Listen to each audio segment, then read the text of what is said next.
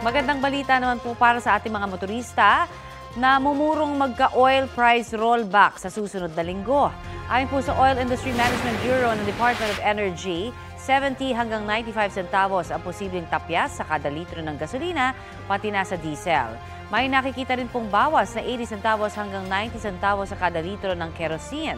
Nakakaapekto sa inaasahang oil price adjustment ang mataas na supply at mababang demand sa langis. Sa mga lugar naman na nasa state of calamity, 15 araw iiral ang price freeze sa kerosene at sa LPG. Nagkasunog sa isang residential area sa Barangay Marulas sa Valenzuela. Balitang hatid ni Bea Pinla. Mag-aalauna ng madaling araw kanina nang sumiklab ang sunog sa isang residential area sa Barangay Marulas, Valenzuela. Mabilis lumaki ang apoy at umabot ito sa ikalawang alarma. Hindi bababa sa 8 truck ng bombero ang kinailangang rumisponde. Sa kuha ng CCTV, kita ang biglang paglaki ng apoy sa isang unit sa hanay ng mga bakanting apartment. Kumalat na rin ito sa mga kalapit na bahay. Naluhana lang si Mang Charlie habang pinanonood ang nasusunog niyang bahay. Ginawa po namin, so nilabas po namin lahat ng mga gamit namin. So far naman po, awa ng Diyos, wala naman po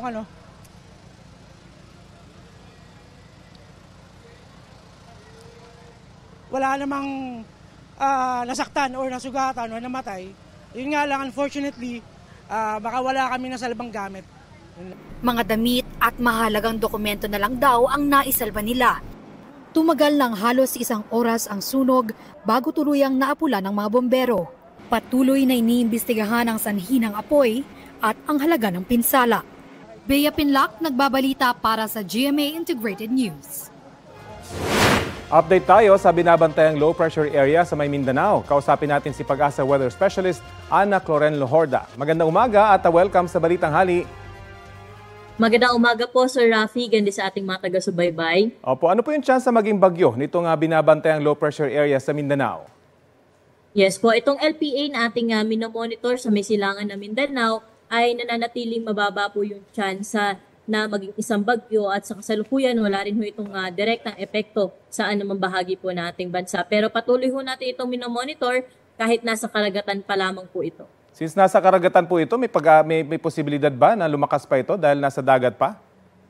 Sa ngayon po, within 24 to 48 hours ay mababa po yung chance. Pero nakadepende nga po ito sa mga, yung karagatan po kasi ito po yung source ng energy ng isang low pressure area o ng isang sirkulasyon para po mabuo bilang isang bagyo. So, depende po sa environmental condition po sa magiging track niya po sa mga susunod na araw kung tataas po yung chance na maging isang bagyo po ito. Pero sa ngayon, within 24 to 48 hours ay low or less likely po ang development nito into a tropical cycle.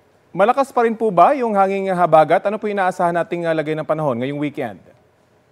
Yes po, kumpara po ng mga nakaraang araw ay mas humina na po yung hatak ng habagat ngayon dahil nga papahina na nga rin po itong bagyong si Carina o yung dating bagyong si Carina na humahatak sa habagat. So ngayong araw, ina-expect pa rin po natin ang malaking bahagi ng Luzon kasama po ang Metro Manila ay maulap pa rin po yung ating kalangitan at may mga kalat-kalat ng mga pag-ulan. Pero may malalakas ng buhos sa mga pag-ulan pa rin po tayong inaasahan, lalo na po sa Ilocos Region at sa ilang bahagi po ng Benguet o ng Cordillera Administrative Region, pati na rin Zambales, Bataan. Posible pa rin po ang mga occasional rains ngayong araw. Towards the weekend, expect po natin na unti-unting mababawasan yung epekto ng habagat. Pero bukas sa may western section ng Luzon, ng central at northern Luzon, may mga pag-ulan pa rin po dahil sa habagat. Pero dito po sa Metro Manila, improving weather condition po tayo hanggang sa weekend. Bagamat nag-improve, meron nga pong thunderstorm advisory sa mga sandaling ito sa Metro Manila at malaking bahagi ng Central Luzon at Southern Tagalog. Gaano pa kadaming ulan kaya ang inaasahan natin dito?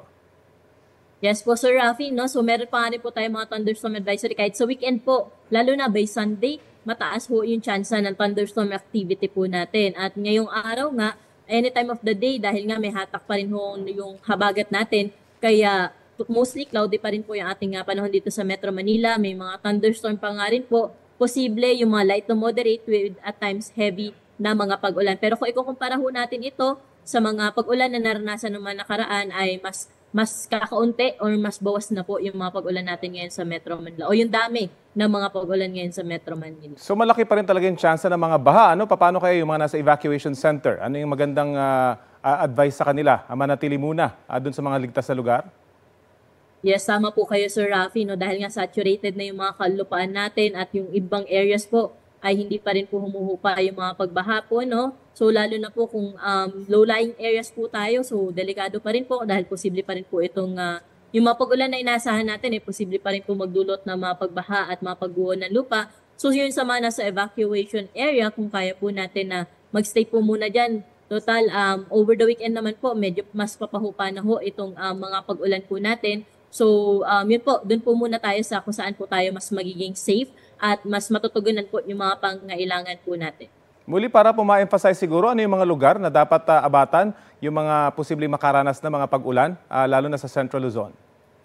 Yes po, ngayong araw, Sir Rafi, na-expect pa rin po natin yung heavy to intense na mga pag-ulan, lalo na po dito sa bahagi ng Ilocos Region, Batanes at Babuyan Islands. May mga occasional heavy to intense rains din po tayong inaasahan sa may Zambales, Bataan, pati na rin po sa Benguet at Pampanga. May mga pag-ulan pa rin po tayong inaasahan dyan ngayong araw. At yun nga, aabot pa rin po ito sa intense rains kaya doble ingat pa rin po sa ating mga kababayan sa banta ng mga pag-ulan. Pero dito po sa Metro Manila and the rest of Luzon ay bahagyang mababawasan na po yung mga pag-ulan po natin. Though may mga thunderstorm occurrences pa rin po tayo, pero hindi na po ito tuloy-tuloy na maghapon. So may break po yung mga pag-ulan na natin na inaasahan dito sa Metro Manila ngayong araw. Okay, maraming salamat, Ana Cloren Horda ng Pag-asa. Magkahiwalay na insidente ng pagnanakaw ang nahuli kam dito sa Pangasinan. Sa Kalasyaw, nakuha ng video isang lalaking lumapit sa tindahan sa public market at pasimpleng kinuha ang nakalapag na wallet at umalis. Laman ng wallet ang ID at 2,000 pisong ireremit sana ng isang delivery rider. Ayon sa biktima, napansin niya na wala na ang kanyang wallet nang siya ay makauwi. Ayon naman sa tindera, nagtanong ang suspect ng presyo ng mga paninda bago niya kinuha ang nakalapag na wallet. Unikam din ang pagnanakaw ng 2 lalaki sa isang stall sa Barangay Maluwad, Dagupan City. Inakyat pa nila ang gate bago makapasok sa loob. Natangay nila ang pera at nasa 2,000 pisong halaga ng sigarilyo at alak. Pinaghahanap na ang mga suspect. Patay naman ang 43 taong gulang na lalaki mula sa Tiaong, Quezon matapos siyang mahulog mula sa puno ng mangga. Ayon sa kapatid ng biktima, posibleng sa mahinang sanga ng puno tumapak ang kanyang kapatid. Nawala ng balanse hanggang sa nahulog ng tinatayang 20 talampakan. Base sa report ng pulisya, nabagok ang ulo ng lalaki sa kanya o na kanyang ikinasawi. Patuloy investigasyon at sinisika pa ng GMA Regional TV na makuhanan ng pahayag ang pamilya ng biktima.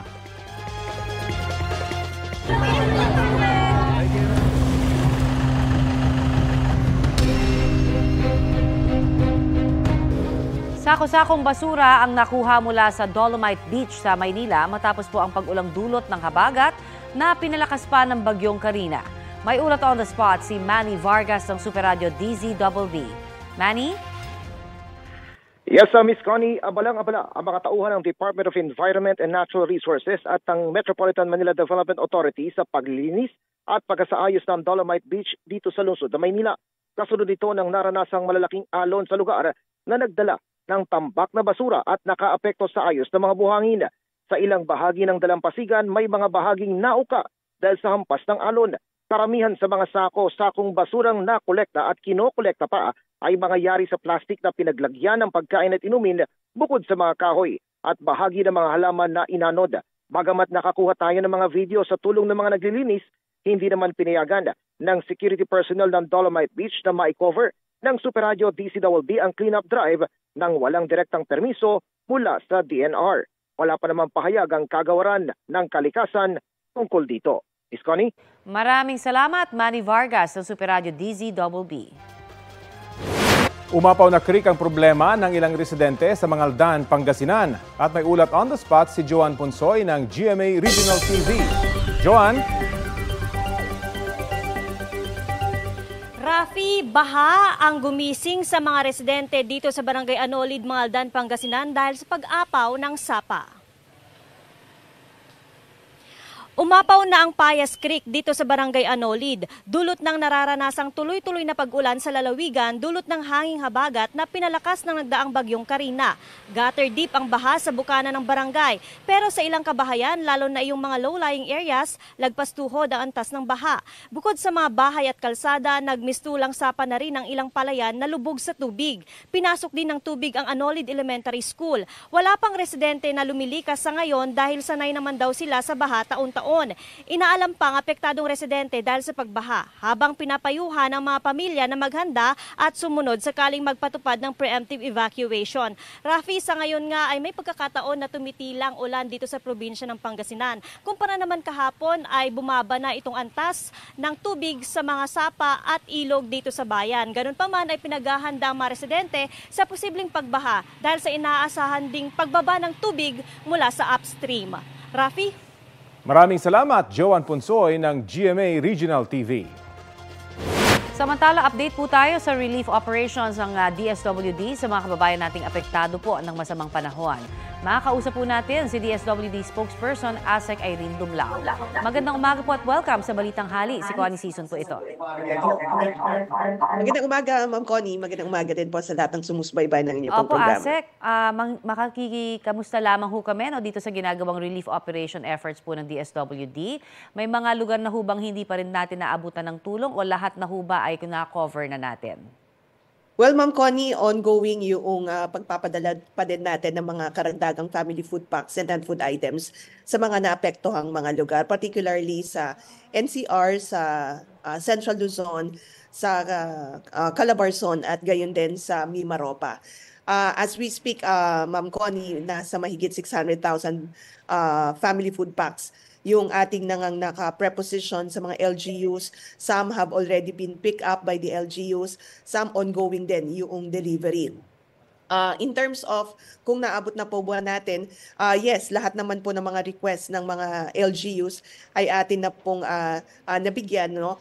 Sabi ko nga, may mga ongoing pa po na pag-transport noong mga goods from our National Resource Operations Center patungo doon sa mga local government units. But since the other day naman, Ma'am Connie, nakapag-coordinate na tayo with the local government units, the DRM Focals and the CSWDOs, just to ensure yung seamless, efficient distribution of goods, Ma'am Connie. Opo, at Asek, sa inyo pong monitoring, ba ano yung mga lugar, yung mga talagang pinakamarami hong nangangailangan ng tulong po ninyo?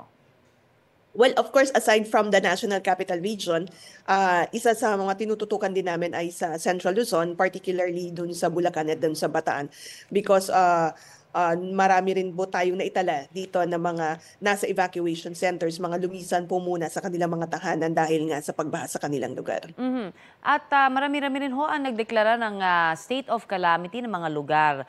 Ang tanong ho, meron ho bang mas additional na tulong na maibibigay pa ang DSWD? Dahil nga po nasa response phase pa po tayo, karamihan ng ating mga ipinapadala ay mga family food packs and non-food items para lang po matugunan yung pangunahing ng pangangailangan ng ating mga kababayang naapektuhan. But ongoing din yung isinasagawa ng mga rapid damage assessment and needs analysis ng DSWD QRT in coordination with the LGUs. In this manner, Connie, matitignan natin ano ba yung sitwasyon on the ground. Maaari na po ba tayong mag-infuse pa ng additional interventions such as cash for work kung kinakailangan maglinis doon sa kanilang community or iba pang mga interventions under the assistance to individuals in crisis situation. Ito yung titignan natin as we enter the recovery phase, but it's very important that we are conducting the Ardana para nga po malaman natin what additional assistance may be extended. Opo, at always in coordination of course with the local government or provincial government po. Yun pa rin po, ito bilang karugtong na rin ng aking nabanggit na yan, may mga paalala ho bang DSWD sa ilang grupo o kaya individuals na nag-i-initiate po ng feeding program o kaya kumakala po ng donasyon para sa mga nasalanta? Well, Ma'am Connie, napaka-critical yung coordination with the local government units in case you wanted to provide additional assistance mo doon sa kanilang lugar. On the part naman po of the DSWD, you may get in touch with us para matulungan niyo po kami considering that we already have a call for volunteers para sa repacking ng aming family food packs sa National Resource Operations Center sa Chapel Road, Pasay. So if you are interested or your group is interested, kindly proceed po sa NROC sa Pasay City. That's at Chapel Road para po ma-orient din kami ng aming mga personnel. For donations, you may also get in touch with the DSWD through our official communication platforms. Okay, so may mga website naman po ang DSWD for your numbers as well. Marami pong salamat, ma'am. At yan po naman si DSWD spokesperson ASEC Irene Dumlao. Iuurong na muna ang pagsisimula ng klase sa susunod na linggo sa ilang lugar sa bansa dahil sa malawakang pagbaha. Ayon kay Education Secretary Sonny Angara, marami pa kasing aayusin at lilinisin sa mga apektadong paaralan. Ilalabas ngayong araw ang listahan ng mga paaralang kabilang sa postponed ang pasukan. Sa tala ng DepEd, mahigit 300 paaralan mula sa 6 na rehiyon ang ginagamit ngayon bilang evacuation centers. 90 paaralan naman mula sa 9 na rehiyon ang napinsala. Tinatayang nasa 630 million pesos ang gagastusin para sa reconstruction at rehabilitation ng mga naapektuhang paaralan. Kapuso, para sa mga maiinit na balita, mag-subscribe sa GMA Integrated News sa YouTube. Sa mga kapuso naman abroad, subaybayan nyo kami sa GMA Pinoy TV at sa www.gmanews.tv.